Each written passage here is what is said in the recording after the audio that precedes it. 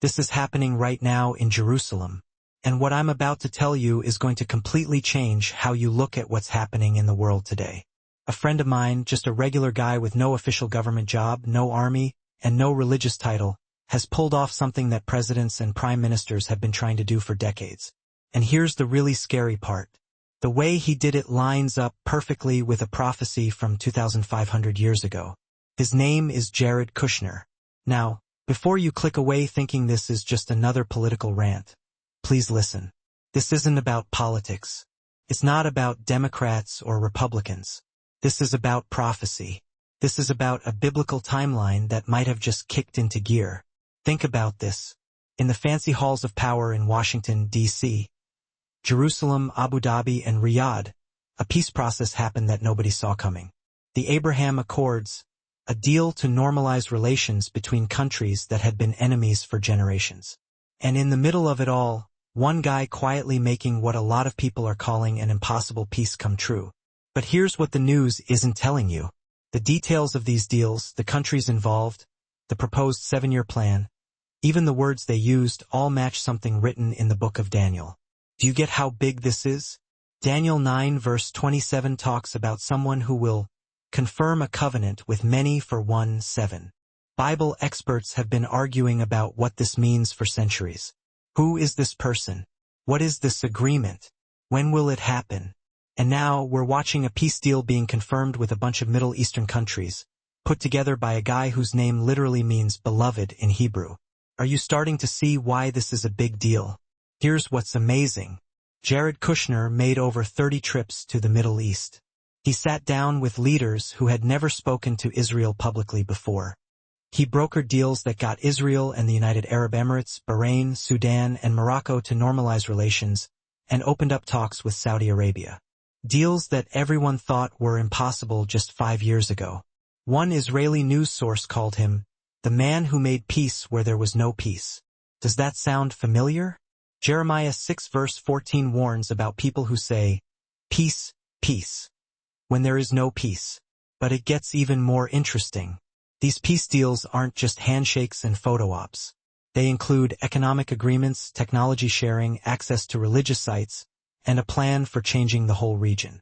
Someone who was there during the negotiations said, "It felt like we were watching something from the Bible happen right in front of us."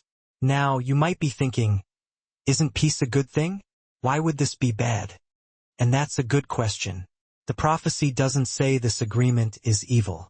It says it will be confirmed, and then in the middle of it, something terrible will happen. Can you imagine being on the verge of the most important prophetic moment in 2,000 years and not even knowing it? Here's what the people in charge aren't talking about. Since the Abraham Accords were signed in 2020, prophetic events in Israel have been speeding up. Plans for the Third Temple have moved forward. Red heifers have been brought to Israel for the first time in thousands of years. Discussions about temple service in the Sanhedrin have gotten more intense, and peace agreements keep expanding. But who is making all this happen? And why does it line up so perfectly with the old prophecies?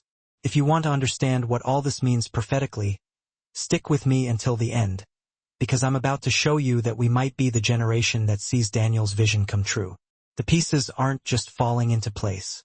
They're being put there on purpose, and most of the world has no idea what they're watching. Now, let me show you something that's going to blow your mind. Daniel 9 verse 27 says, "He will confirm a covenant with many for 1-7. In the middle of the 7, he will put an end to sacrifice and offering. And at the temple he will set up an abomination that causes desolation, until the end that is decreed is poured out on him." Let's break this down piece by piece, because every word is important.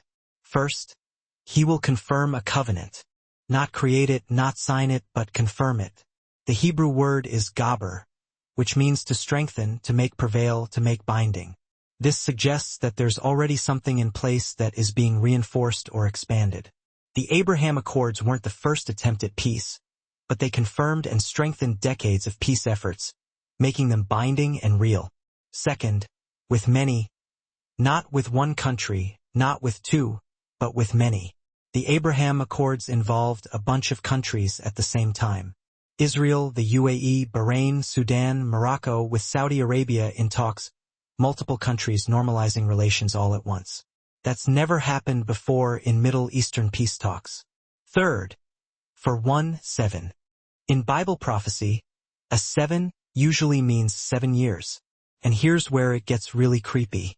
The Abraham Accords included economic and development plans with specific 7-year timelines. Plans for trade, technology, tourism, all built around multi-year phases. Do you see what's happening? The prophecy is coming true with amazing accuracy. But there's more. Jesus himself mentioned this prophecy in Matthew 24 verse 15.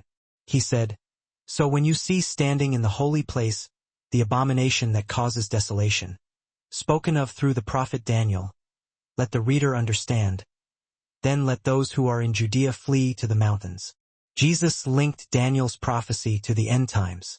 He told us to watch for this specific sign. Now, here's what's really remarkable about Jared Kushner's role. His family is Jewish. His wife, Ivanka, converted to Judaism. He has strong ties in both the Jewish and Arab worlds. He had the trust of the American government, the Israeli leadership, and Arab princes. He was in a unique position, almost supernaturally positioned, to make these deals happen. One rabbi in Jerusalem said, "Only someone who could walk between worlds could accomplish what he did. He was the bridge." And here's something that will really surprise you. The word Antichrist doesn't actually appear in the book of Daniel. The person described is just called a prince who is to come in Daniel 9 verse 26. Someone with power and influence who brokers peace in the Middle East. Now, am I saying Jared Kushner is the Antichrist? No, I'm not. We have to be careful about making claims like that. But am I saying that his actions fit the prophetic pattern described in Daniel perfectly? Absolutely. And that should make every believer pay attention. 2 Thessalonians 2 verses 3-4 warns us, "Don't let anyone deceive you in any way, for that day will not come until the rebellion occurs and the man of lawlessness is revealed, the man doomed to destruction. He will oppose and will exalt himself over everything that is called God or is worshipped, so that he sets himself up in God's temple, proclaiming himself to be God." The temple, it always comes back to the temple. And here's what's happening right now in Jerusalem that connects to all of this. For the first time since 70 AD, there are serious, well-funded efforts to rebuild the Third Temple.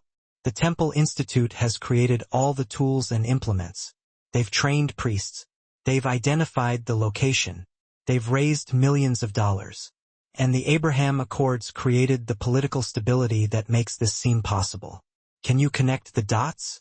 Peace agreements, the possibility of a temple, Daniel's prophecy about the temple, the middle of the 7 years, the abomination of desolation. 1 Thessalonians 5 verse 3 warns, while people are saying, peace and safety, destruction will come on them suddenly, as labor pains on a pregnant woman, and they will not escape. Peace and safety, exactly what the Abraham Accords promised. If this is opening your eyes to what's happening, hit that like button right now so more people see this. Because what I'm about to share in the next chapter is going to show you just how many other prophetic signs are lining up at this exact moment. The covenant has been confirmed. The clock might have started ticking, and most people have no clue. Now, we're going to connect patterns that go back thousands of years. Stay focused, because this is where everything comes together in a way that will leave you speechless. Remember what happened the first time a foreign ruler brought peace to Jerusalem. In 167 BC. Antiochus Epiphanes made agreements with Jewish leaders, promised religious freedom, and then he desecrated the temple. He sacrificed a pig on the altar. He set up a statue of Zeus. This was the first abomination of desolation. Then in 70 AD, the Romans destroyed the temple after a period of relative peace under Roman occupation. Now we're seeing another peace agreement centered on Jerusalem. And the pattern is repeating itself. Do you see it? Then, peace agreements followed by temple desecration. Now, peace agreements followed by what? But here's what makes this moment in history so unique. Every other prophetic sign is also in place simultaneously. Prophetic sign number 1. Israel is a nation again. Fulfilled in 1948. Isaiah 66 verse 8.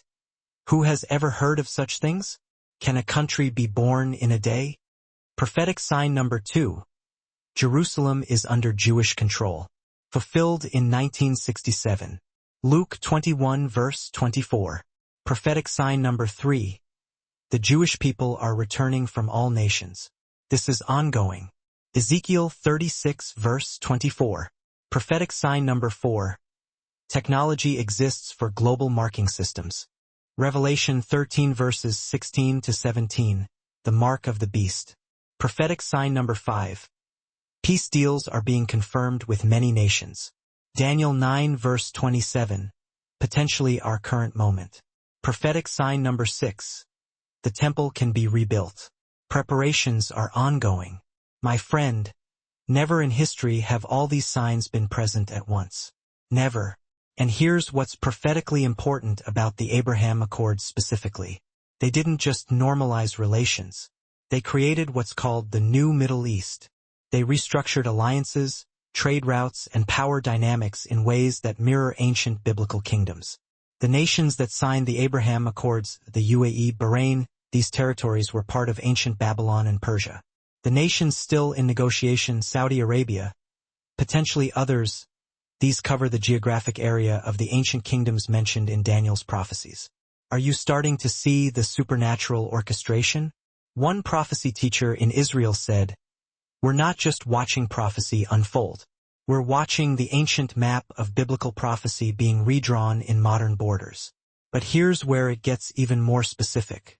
Daniel 11 verse 21 describes the person who confirms the covenant as someone who will come in a time of peace and will seize the kingdom through intrigue, not through military power. Through intrigue, through negotiation, through deals. Jared Kushner held no elected office. He had no military command. He worked through relationships, through deals, through intrigue. And he accomplished what military power couldn't. Revelation 6 verse 2 describes the first horseman of the apocalypse. I looked, and there before me was a white horse. Its rider held a bow, and he was given a crown, and he rode out as a conqueror bent on conquest. Notice he holds a bow but no arrows. This represents conquest through peace, not war. The Abraham Accords, conquest through peace agreements. Now, here's what I need you to understand about timing. Daniel's prophecy talks about 77s, or 490 years in total.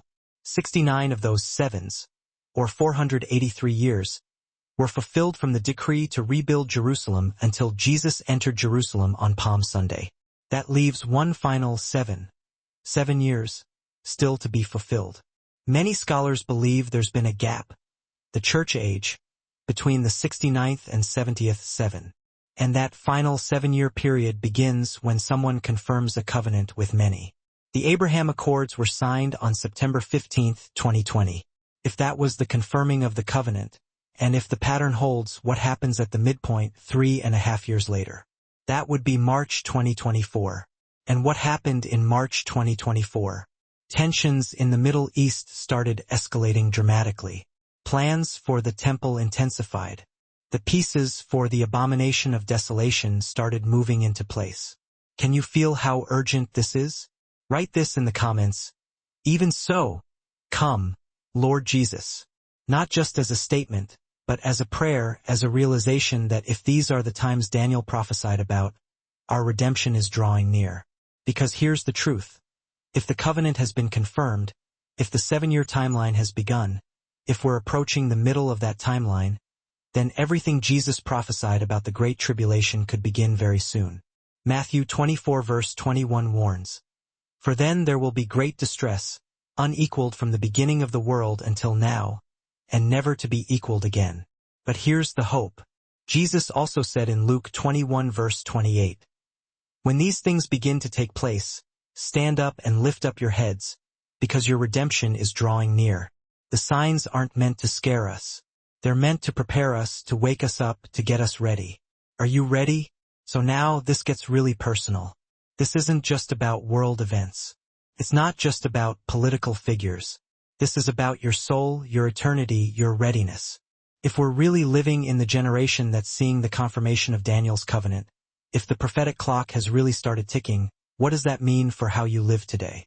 Jesus asked in Matthew 16 verse 3, "You know how to interpret the appearance of the sky, but you cannot interpret the signs of the times." The signs are screaming at us. Peace deals that match ancient prophecy. Temple preparations after 2,000 years. Global systems that could make the mark of the beast possible. Technology, politics, and spirituality coming together in ways that perfectly line up with the Bible. And yet, most people are living like nothing's happening.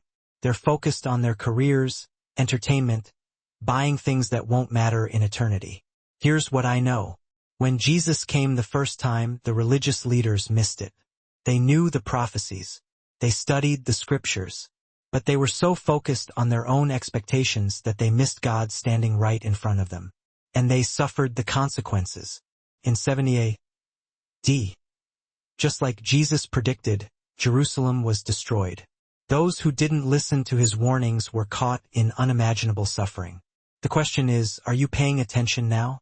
Luke 21 verses 34 to 36 warns, "Be careful, or your hearts will be weighed down with carousing, drunkenness, and the anxieties of life, and that day will close on you suddenly like a trap.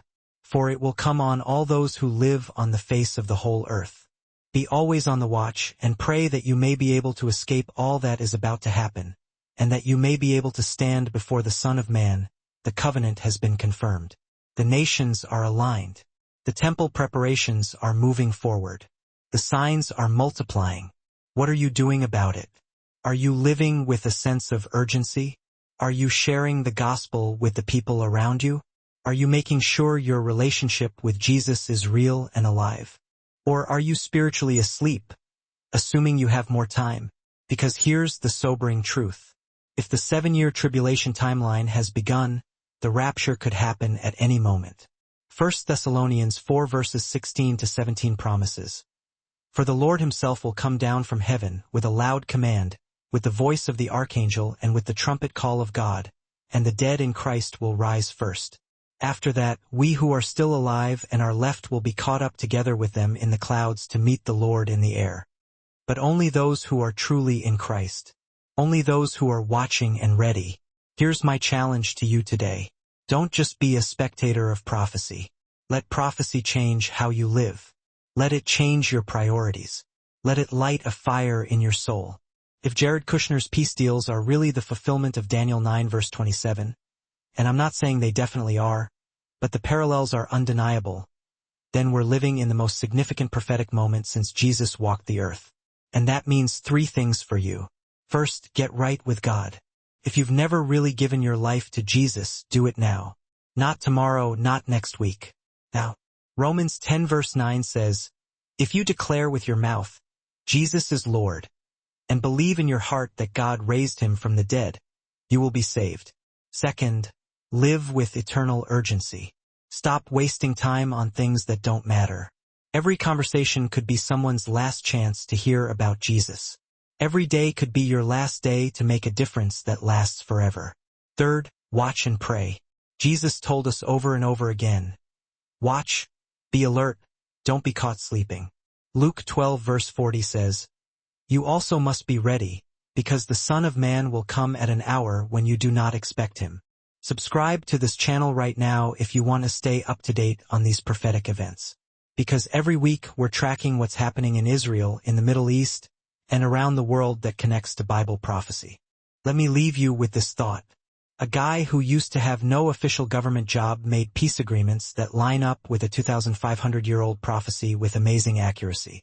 Whether he knows it or not, whether he meant to or not, the pattern fits. The covenant has been confirmed. The clock might be ticking. And the question that should be burning in your heart tonight is this.